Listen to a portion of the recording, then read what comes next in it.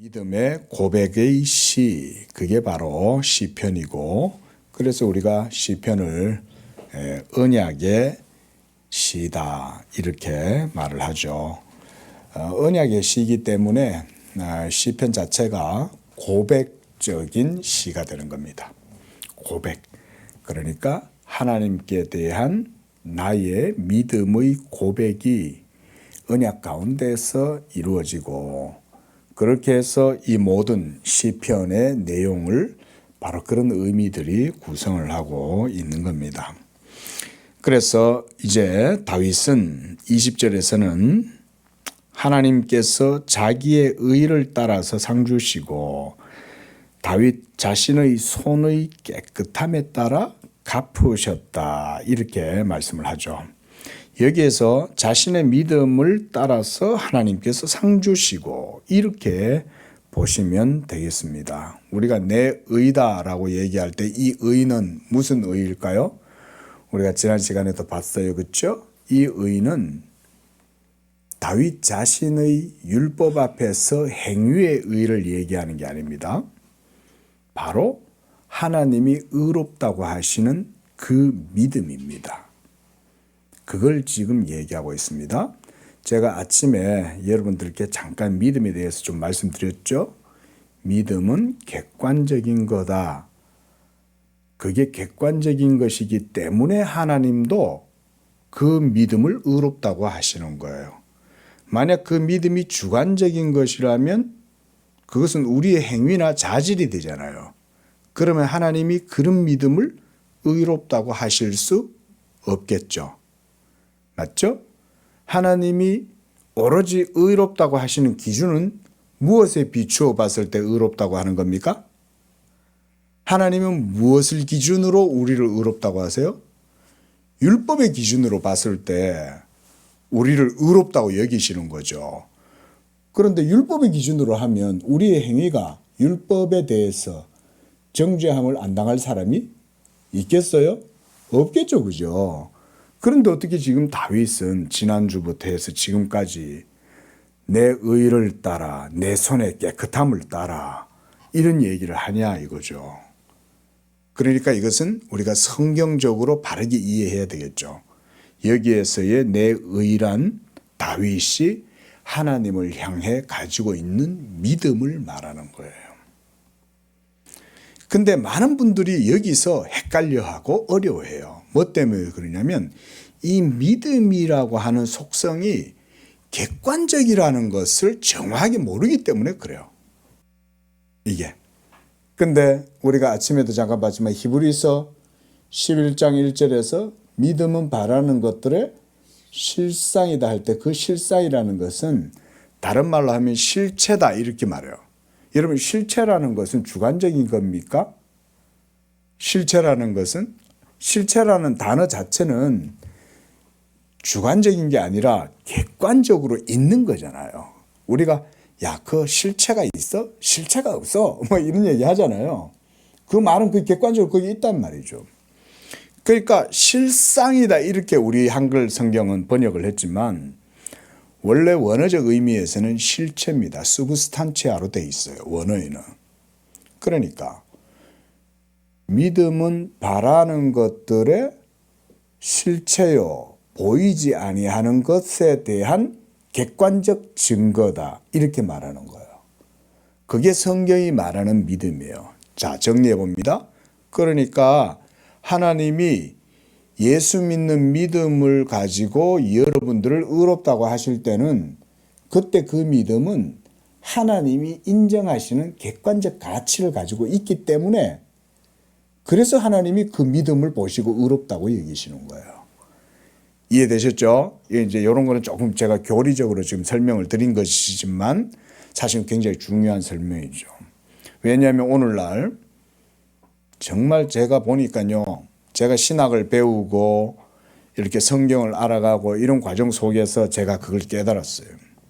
아, 실존주의적인 그런 식의 신앙, 그런 식의 도약, 실존적 도약, 실존적 의식 이런 것들은 그거는 성경이 말하는 믿음과 다른 거구나. 여러분, 성경이 말하는 믿음은 말 그대로 하나님이 인정하시는 믿음이에요. 그래서 성경에서 뭐라 그럽니까? 믿음이 없이는 어떻게 해요? 예. 우리 권사님 이렇게 주무시는데도 답은 탁탁탁탁 나오면 저런 걸 이제 짬밥이라고 그러는 거예요.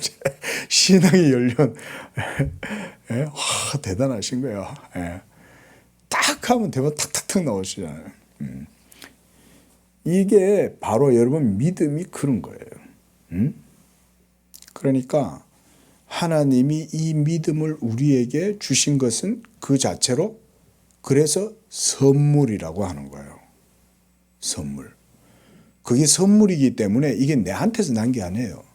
그래서 에베소서 2장 8절 말씀에 뭐라고 얘기합니까? 이 믿음은 은혜로 말미암는다 그랬죠. 그죠? 은혜로 말미암아 믿음으로 이렇게 말씀한다고요. 그러니까 이것이 너희에게서 난 것이 아니요. 그죠? 우리에게서 난 것이 아니라 하나님의 택하심에서 나온다. 이렇게 말한다고요. 그게 바로 믿음인 거예요. 그리고 하나님은 그 믿음으로 여러분을 의롭다고 해주시는 거예요. 지금 이 시편 속에 있는 신학이 여러분 그런 겁니다. 이 시편이 말 그대로 그냥 문학적 장르로 하자면 문학인데, 그러나 이게 언약의 시고 고백의 시잖아요. 그럼 여기에는 진리가 있는 거예요. 그래서 내 의를 따라 상 주시고 내 손에 깨끗함을 따라 내게 갚으셨다는 것은 하나님이 그의 믿음을 받으시고 인정해 주시고, 그리고 그의 믿음의 고백에 따라 또한 그가 행하고 살아가니 그 행위에 대해서 하나님도 또한 갚아주신다 이 말인 거죠. 우리 성도님들은 이제 야고보 정도의 복음은 이제 이해하고 넘어가시죠. 여러분, 야고보서에서 뭐라고 얘기합니까? 행함이 없는 믿음은 죽은 믿음이라 그러죠. 그렇죠. 여러분, 그 의미가 여러분 바르게 이해가 돼야 됩니다. 복음과 율법을 바르게 이해하는 성도는 야고보가 제시하는 복음과 교리를 문제없이 소화할 수 있어야 돼요. 그런데 루터가 대표적으로 그걸 잘 소화를 못했어요. 루터는 수도사로 로마 교회의 사제로 있다가 그가 어느 날 하나님의 은혜로 강하게 회심을 했지만, 그런데 루터는 율법을 너무 두려워했어요. 물론 율법은 두렵죠. 그런데 그 율법에 대한 이 소위 말하는 이제 너무 율법을 이 정죄하는 그런 것에만 너무 마음을 둔 거예요. 그러다 보니까 루터는 나중에 야고보서를 보니까 로마서에서는 사람이 의롭다함을 얻는 것은 믿음으로 얻는다 그랬는데, 아니 야고보 사도를 보니까 믿음으로만 아니라 행위로니라 이러니까 루터는 그거를 좀 더 깊이 있게 성경적으로 못 보고 그걸 오해했어요. 그래서 이 루터는 야고보서를 지푸라기 복음서다 이렇게 불렀어요. 이게 얼마나 큰 오해예요. 그리고 그런 루터의 잘못된 그릇된 율법에 대한 오류 때문에 결국은 루터 이후에 루터니아니즘이 생기죠. 그리고 이 루터리안들에 의해서 이 루터의 신학의 맥이 계속 이어지면서 안타깝게도 독일에는 경건주의 신학이 싹트게 되고, 그 경건주의는 율법과 반대의 그런 식의 신비주의적 경건운동이 일어나게 돼버려요. 여러분, 그래서 사실은 사상이라는 건 굉장히 중요합니다. 그래서 신학이 중요한 거예요. 목사가 그 시대가 복음을 어떻게 해석하고 그 시대의 교회가 강단에서 복음을 어떻게 선포하느냐, 목사들이 어떤 사상을 가지고 복음을 선포하느냐에 따라서 사실은 그 시대 이후에 분수령이 됩니다. 여러분, 그거 아셔야 돼요. 그 사상이라는 건 굉장히 중요합니다. 세상의 철학보다 더 중요하죠. 그러니까 여러분 일반 성도들은 철학 공부합니까? 안 하죠. 그렇죠? 근데 일반 성도들은 그러면 설교는 듣습니까? 뭘 더 많이 접해요? 철학 안 접해요. 일반 성도들은 전부 다 교회 와서 설교 듣지. 응? 그러니까 실제로 실천적인 영향력을 미치는 건 철학이나 무슨 그런 철학서가 아니죠. 철학 사상이 아니라 사실은 교회 목사가 복음을 선포하고 어떻게 해석하느냐에 따라서 성도들의 삶의 실천적 영역에 영향을 미치는 거예요. 그러니까 얼마나 중요해요. 그게. 자, 그래서 내 의를 따라 상 주신다는 이것은 바로 하나님께서 이 율법의 기준에 따라서 봤을 때 문제가 없어 보여야 되는 거죠. 근데 우사는 자칫 이 율법궤를, 언약궤를 자칫 손댔다가 그 자리에서 즉시 하나님이 즉사하도록 만들어버려요. 끔찍하죠. 여러분 이런 내용을 보면 너무 우리의 현실과 다른 것 같잖아요. 그죠? 여러분 좀 그렇지 않습니까? 감정적인 정서적 충격을 여러분들이 느끼면 너무 이거 뭐 아닌 거 아닌가? 이 좀 너무 이게 성경 속에 어떻게 이런 내용이 있냐? 이런 생각이 좀 들지 않으세요? 너무 괴리가 느껴지잖아요. 근데 여러분 그렇지 않습니다. 그게 보여주는 의미가 있어요. 뭐냐면 율법의 준엄함을 보여주는 거예요. 하나님의 공의의 엄미함을 보여주는 거예요. 그래서 언약궤 얼마나 중요합니까? 이 언약궤야말로 이스라엘 여호와의 종교의 심장과도 같은 거죠. 근데 그거를 우사는 별 생각 없이 툭 만졌는데 율법은 그것을 허용하지 않는 거예요. 여러분 이런 율법으로 하나님이 여러분을 판단하신다면 여러분 중에 누가 율법 앞에 설 수 있겠어요?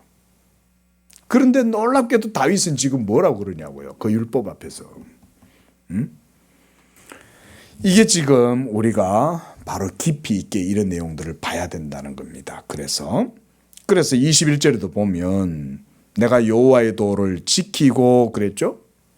그래서 하나님을 악하게 떠나지 않았다 그랬습니다.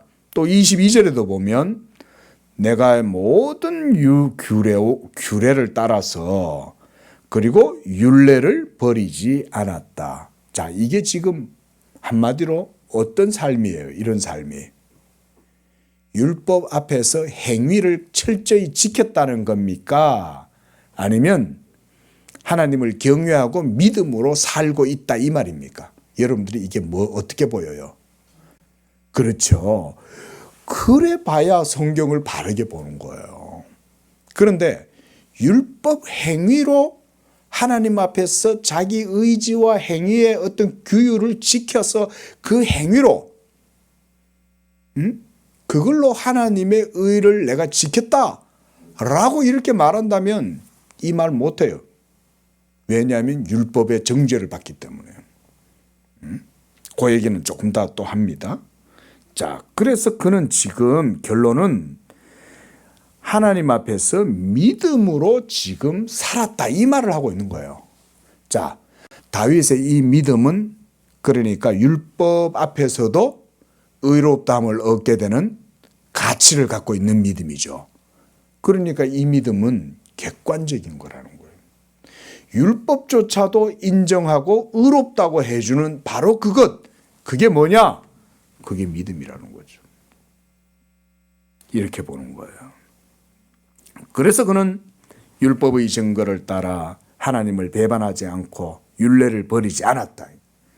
믿음을 지키는 거예요. 이게 더 중요한 거예요. 예?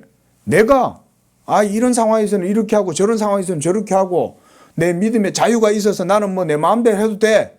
그러나 난 하나님을 섬겨. 거짓말이에요, 여러분. 그거는. 왠지 아세요? 믿음은 명확하게 객관적 규칙이 있기 때문에 그래요. 하나님의 율법의 기준이 있어요. 그러니까 이 믿음을 자기 마음대로 자의적으로 해석해가지고 그러면 안 된다. 예를 들어서 이런 거예요. 어떤 사람이 절간에 가가지고 예배를 드린다 쳐요. 목탁 소리가 옆에서 똑딱똑딱똑딱 마하마나 이러면서 이제 옆에서 스님이 막 불경을 외우고 있고 목탁을 들리고 있는데 그거 들어가 가지고 나 혼자 하나님께 기도하고 예배한다. 그런데 다른 사람이 그러는 거예요. 야, 이 사람아, 그 절간 경내 들어가 가지고 그 예배한다 그러면 뭐 말이 되냐? 이랬더니 이 사람이 이렇게 변명하는 거예요. 아이고, 저 뭐 스님이 저서 목탁을 치든 여 뭐 불당이든 앞에 부처상이 있든 그게 뭔 상관이야. 내 마음에 하나님께 대한 중심이 있어 갖고 내가 믿음으로 하면 그 어디나 다 하늘 나라지. 자, 여러분 여기에 큰 오류가 하나 있어요. 믿음은 질서가 있고 규율이 있다는 거예요. 근데 그건 율법의 규율이 아니라 마음의 중심을 하나님께 드리는 믿음의 규율이죠. 이게 객관성이죠. 근데 여러분 보세요. 이게 잘 이해가 안 되면 제가 이렇게 얘기하면 여러분이 더 쉽게 이해할 수 있어요. 자, 여러분 혹시 화장실에서 밥 드셔보셨어요? 식판 들고 밥 퍼넣어 가지고 예? 화장실 가서 식사해 보셨어요? 제가 군대 생활할 때만 해도 그런 거 못 해봤어요. 근데 저희 위에 고참들이나 선배들은 화장실에 가서 밥 먹어봤다는 얘기는 들었어요. 근데 그거는 어쩔 수 없이 고참이 시키니까 벌칙으로 그거 가가지고 얼차례 당하는 거지. 그러니까 군대 화장실은 수세식도 아니에요. 푸세식이에요. 밑에 막 버글버글 벌레도 버글버글 끓이고 있는데 냄새는 얼마나 독합니까? 암모니아 가스가 그냥 화장실을 꽉 찼는데 들어가가지고 밥을 먹는 거죠. 그런 거 아닌 다음에야 여러분 누가 화장실에 들어가서 밥을 먹어요? 예? 근데 내 믿음에 자유가 있다고 해가지고 그런 데 들어가서 어불성설이다. 응? 믿음은요, 여러분 순결함을 요구합니다. 여러분 하나님이 받으시는 믿음의 고백은 하나님의 거예요. 그런데 우리 마음대로 자의적으로 해석해서 나는 믿음의 자유가 있으니까 무슨 구원파처럼 말이죠. 구원파가 딱 고르식이잖아요. 구원파가. 응? 나 하나님 믿고 내 구원받았어. 그러니까 더 이상 율법에 대한 정죄가 없고 나는 자유해. 그러니까 나는 뭐 불당에 가서 하든지 성당에 가서 예배를 드리든지 상관없어. 그럼 교회 나올 필요도 없는 거예요. 그런 논리를 하면. 왜? 집에서 그냥 예배만 하면 되지.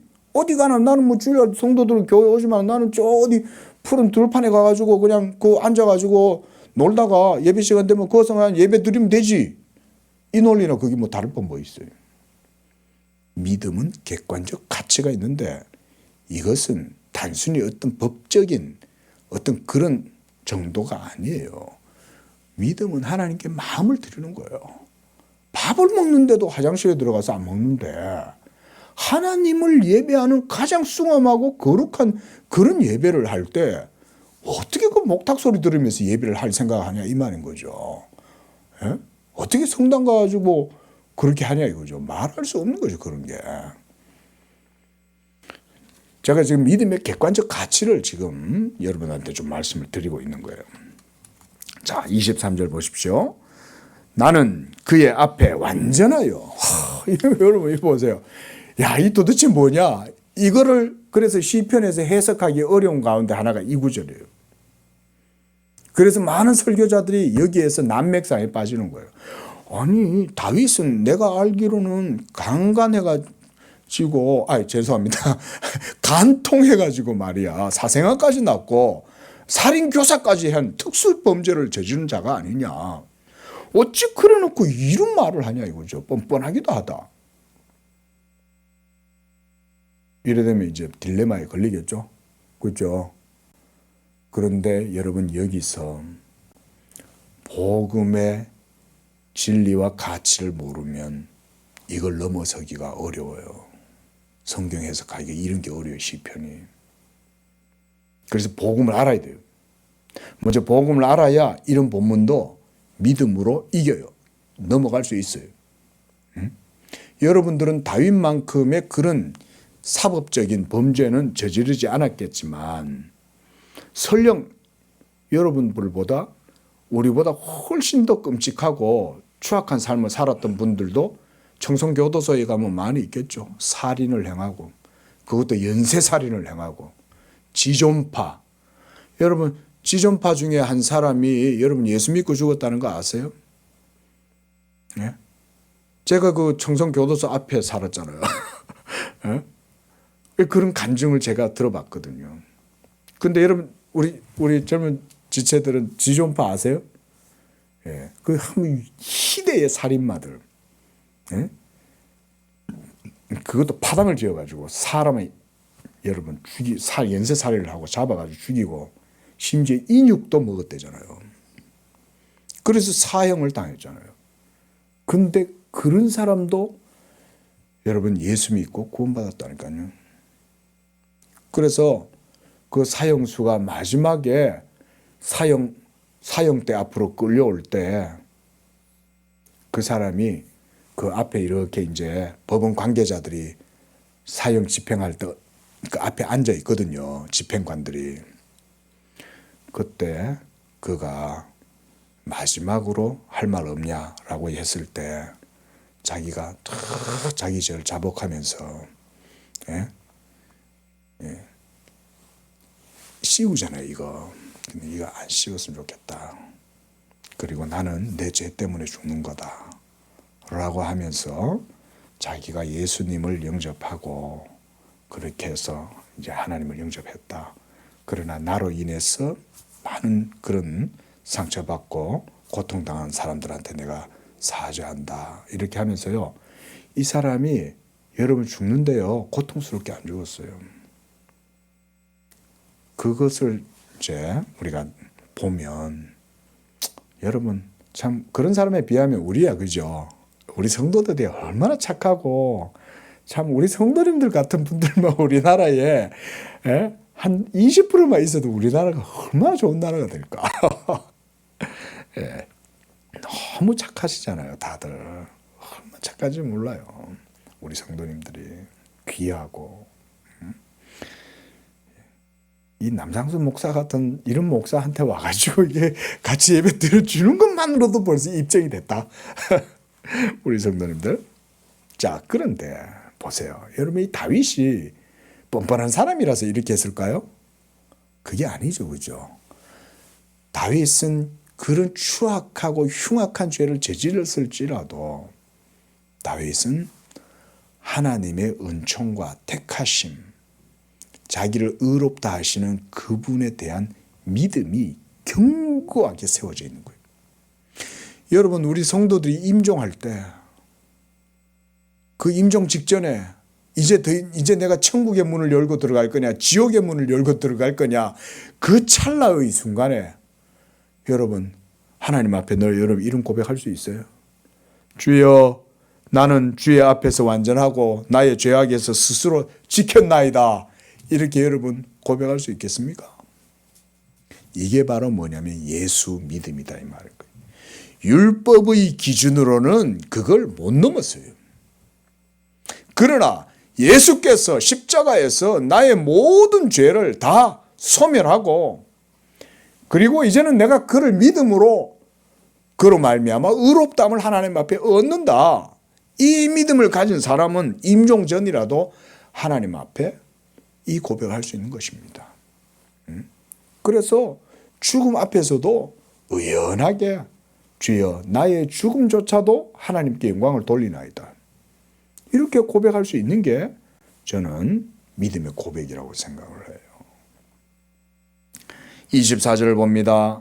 그러므로 여호와께서 내 의를 따라 갚으셨다라고 여기서도 고백을 하고 내 손에 깨끗한 만큼 내게 갚았다라고 말씀합니다.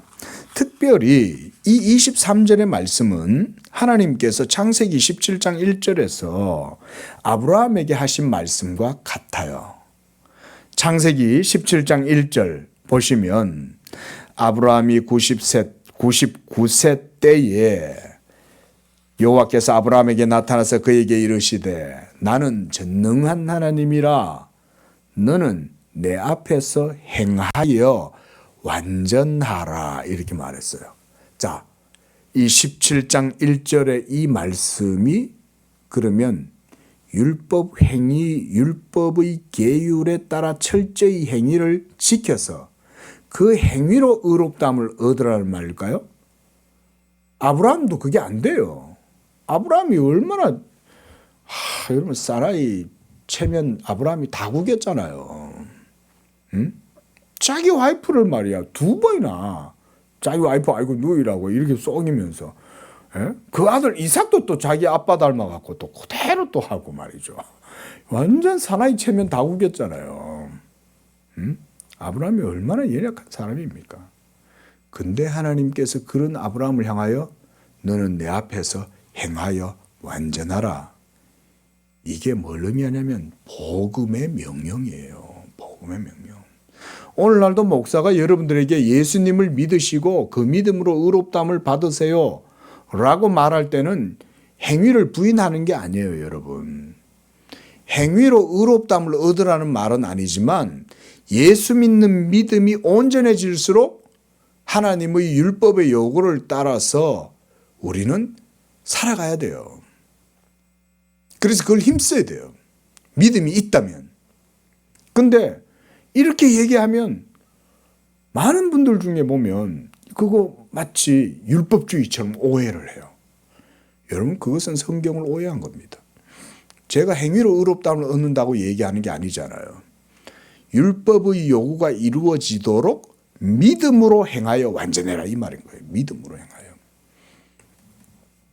자, 그래서 자 보세요. 이번엔 25절에서 다윗은요. 이 복음의 핵심을 얘기해 주고 있어요. 뭐라고 얘기합니까? 자비로운 자에게는 주의 자비로우심을 나타내시며 완전한 자, 이거는 의로움을 얘기합니다. 이 하나님의 의로우심을 완전한 것을 구하는 자들에게 이걸 보여준다는 거예요. 하나님은 그런 분이다 이 말이에요.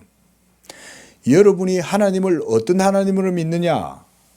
우리가 하나님을 믿을 때 예수 그리스도의 하나님, 믿음으로 나를 의롭다 하시는 하나님, 바로 그 하나님은 어떤 하나님일까요?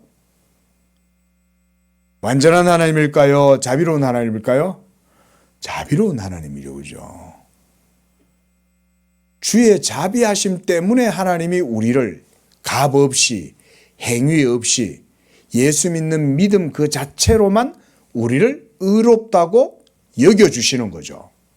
이게 칭의죠. 이게 로마 교회의 의화하고는 틀려요.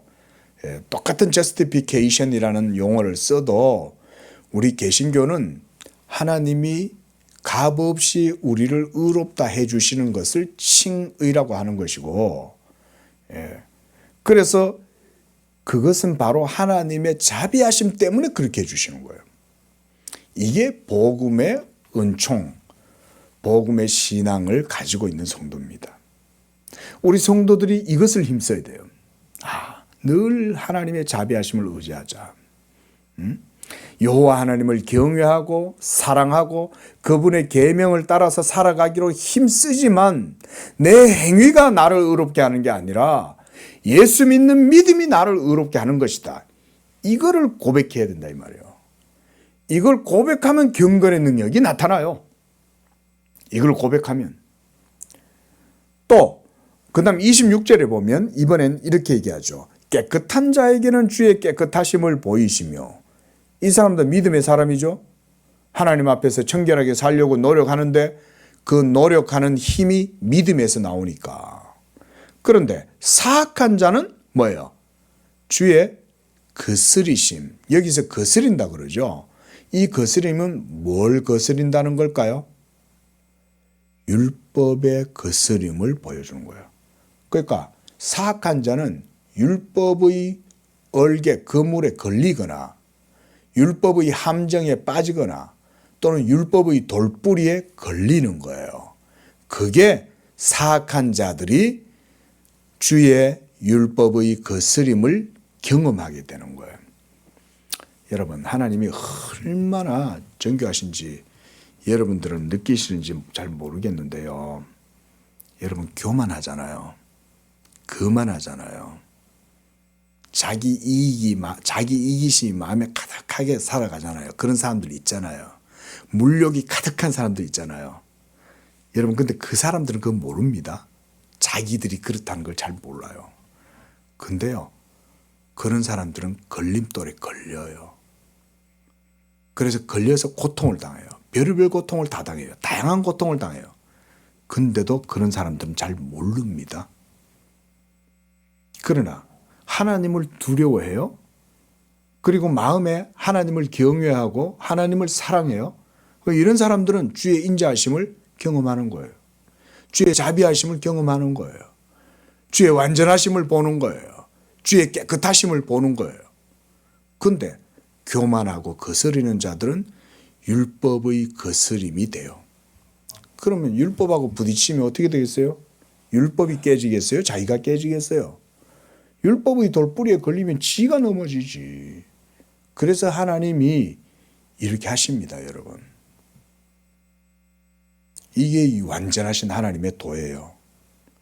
이게 사람들이 하나님을 모르고 안 믿고 이러니까 이 완전한 하나님의 도, 이 율법의 계율이 모든 우리의 시공간 영역 속에 같이 있다는 걸 몰라요. 그래서 제가 보면 많은 이들이 거기에서 오류를 범하는 거예요. 한마디로 하나님이 있는 줄도 모르고 까부는 거지. 하나님이 있는 줄도 모르고 교만하게 막 행동하고 살아가고 자기 욕심대로 살고 자기 교만한 대로 살고 그만 떨고 이러고 살아요. 그러다가 떨컥 걸리는 거예요. 그 거물에. 응? 잡힌다. 그래서 잡힌다. 율법에 잡히는 거죠. 그래서 여기서도 주의 거스르심을 보인다라고 얘기할 때 이것도 율법을 두고 하는 말이에요. 율법이 아니면 거스릴 필요가 없죠. 율법이 없다면. 왜냐하면 그저 지 살고 싶은 대로 살면 그만이지. 누가 말려. 에? 그러면 그냥 자기 마음대로 살겠지만 사실상은 인생이 그런 건 아니죠. 사람들이 하나님을 안 믿고 하나님의 율법이 실제적으로 작동하고 있다는 걸 모르죠. 그러나 다윗은 어때요? 늘 하나님을 조심하고 하나님을 먼저 생각하고 마음에 하나님을 두고 있고 그러니까 늘 이 믿음의 고백이 다윗은 이렇게 있는 거예요. 나의 힘이 되신 여호와여, 주는 나의 반석이고 산성이고 요새시고 구원의 뿌리시요 나의 도움이 되시나이다. 내가 주를 사랑하나이다. 이 믿음의 고백을 가지고 있으니까 하나님이 바로 그 믿음의 의를 따라서 내게 상 주시고 갚으시고 내가 주의 앞에서 깨끗하게 행하였나이다. 이렇게 지금 고백하고 있는 거죠. 그리고 바로 이런 고백이 저는 여러분들의 고백이 동일하게 되어야 한다. 그렇게 말씀을 드리는 거예요. 그 다음 28절에 보면 바로 나의 등불. 저는 이 등불을 그래서 언약이다 이렇게 그냥 이해를 합니다. 그리고 그 언약이 바로 율법을 통해서 주어져 있잖아요. 그렇죠? 구약시대 때는 율법을 통해서 이 등불이 주어져 있다고요. 그게 바로 하나님의 언약의 빛이다. 한번 따라해 볼까요? 자, 이 등불은 언약의 빛이다. 예, 이 언약의 빛이라는 말을 우리가 조금 신약적으로 또 교리적으로 바꾸면 계시의 증거 또는 율법의 증거 이렇게 말할 수 있어요. 구약시대 때는 율법의 증거죠. 자, 율법은 우리를 그리스도께로 인도하는 무슨 선생님? 몽학 선생님이죠. 그죠? 예. 그러면 율법이 몽학 선생님이면 실체는 예수 그리스도죠. 그죠? 복음이죠. 그러니까 율법 속에는 뭐가 있냐면 도덕적 규범도 있지만 그 속에는 우리를 그리스도께로 인도하는 역할도 있어요. 그래서 율법을 모형이라고도 하고 상징이라고도 하고 그리스도께로 인도하는 초등학문 선생, 초등선생, 몽학 선생 이렇게도 얘기를 하는 거죠. 그래서 다윗은 나의 등불을 주께서 켜셨다. 언약의 빛을 나에게 비추셨다. 이렇게 말씀하고 있는 거예요.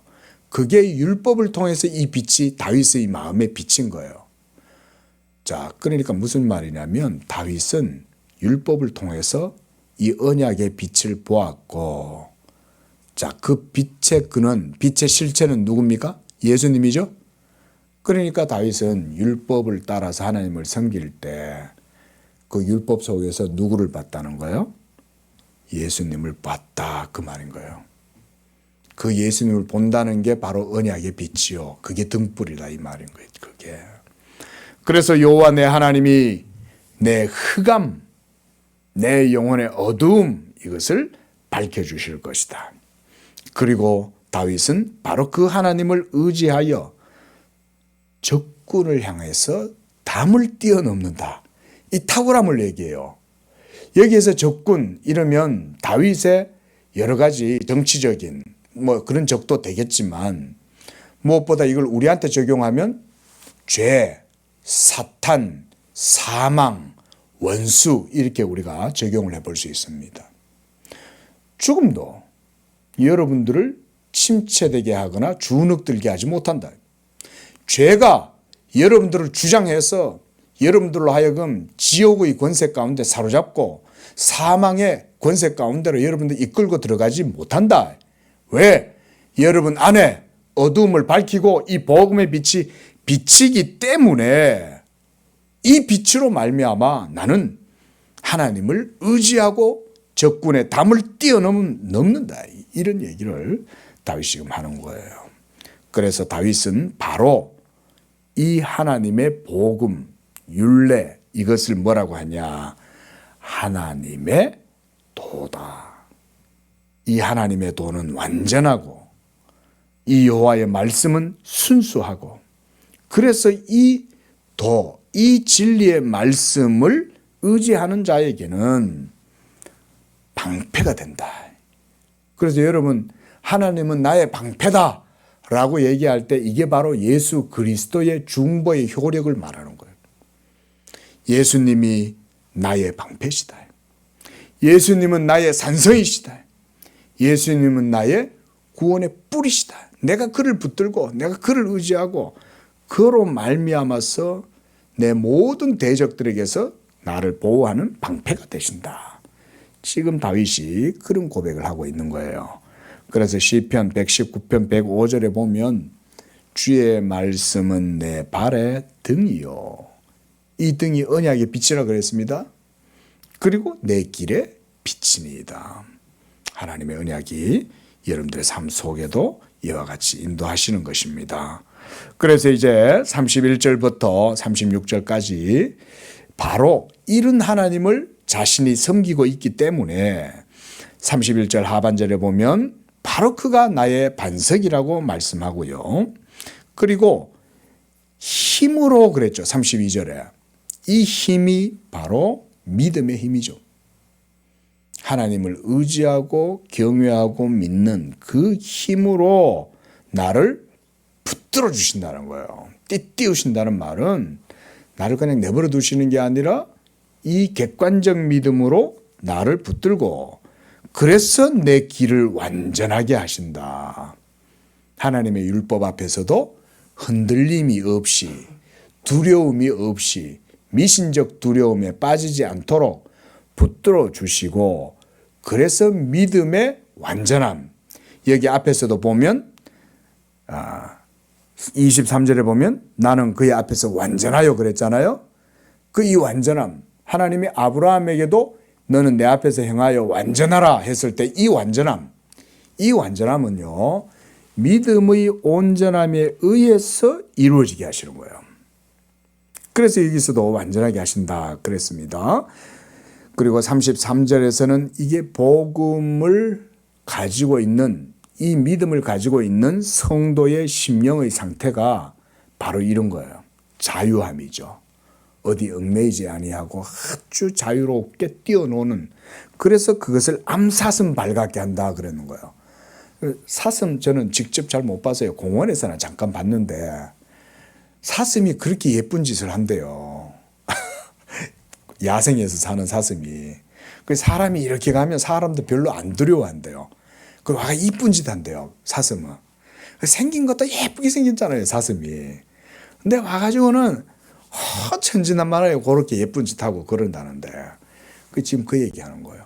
하나님의 은혜를 누리는 복음의 은혜 안에 있는 성도는 이렇게 자유로움 가운데에 하나님 앞에서 뛰어논다는 거죠. 그리고 복음의 능력으로 그는 무장했습니다. 34절에 내 손을 가르쳐. 뭐가 가르쳐 줄까요? 율법이 이 가르침을 주는 거예요. 율법이 믿음의 힘을 불어넣어 주는 겁니다. 그래서 하나님 앞에서 힘있게 살게 해줍니다. 그리고 내 팔이 노타를 당긴다. 자, 이 힘은 어디서 나왔을까요? 내 팔이 노타를 당긴다. 여러분, 노탈, 옛날에 뭐 아주 대단한 장수들이 이런 노타를 썼는지 제가 잘은 몰라도 노스로 만든 활을 당길 때는 엄청난 힘이 필요하겠죠. 그리고 그렇게 당겨서 적군을 향해서 그 화살을 쏴야 돼요. 그때 그 힘이 어디에서 나오냐 이거예요. 바로 하나님을 의지하는 다윗의 믿음에서 이 힘이 나온다.